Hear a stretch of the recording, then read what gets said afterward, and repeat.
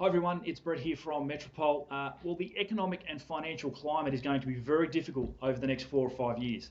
There's going to be a very low inflation, very low wages growth, and as a result, property prices aren't going to grow very much either. So with that, a lot of investors are going to be, I guess, caught out seeking cash flow and the latest fad, and they're not going to stick the course and look for those growth properties. As we always say, cash flow will keep you in the game, but it's capital growth that will get you out. That's what the wealthy and successful investors understand. So with that in mind, I'm going to share with you some of the key drivers for growth, for capital growth, because it's important you stick to these fundamentals now because they will come back into play once we get through this period. The first thing is, and a lot of people do talk about population growth, but what I'm talking about is actually understanding household formation, understand the way that people are living and the way that they're choosing to live. That's going to be very, very important moving forward.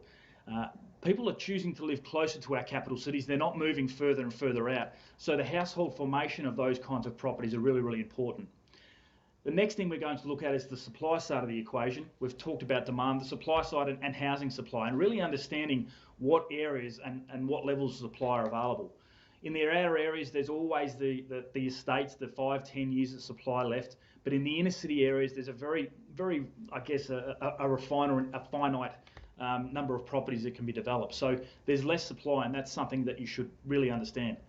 The third driver of growth is clearly interest rates, and that's what I believe is keeping our market fairly buoyant at the moment.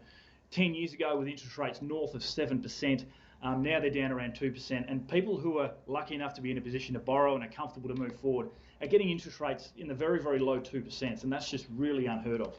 So that's going to be a key driver of our growth, potentially not at the moment, but again, once we start getting back to normal.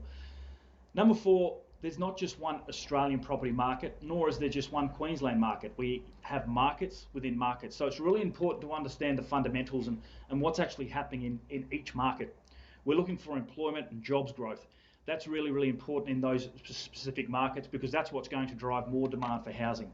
We're looking for jobs growth, we're looking for wages growth, as I mentioned before. The majority of your population won't have their wages growing, so we need to look for areas where wages are growing and potentially people have multiple streams of income to actually overcome that. That's going to be critically important. And the last thing is consumer confidence. And clearly, we've dropped off a cliff at the start of this year. There's a slow recovery on the way as well, but I believe consumer confidence is the cog that links everything together. And if the market's confident, then the growth will remain. And clearly we're away from that where we are at the moment, but the fundamentals will come back. So it's very, very important that you understand and you stick to these key drivers when you're making those property decisions. Thanks for watching.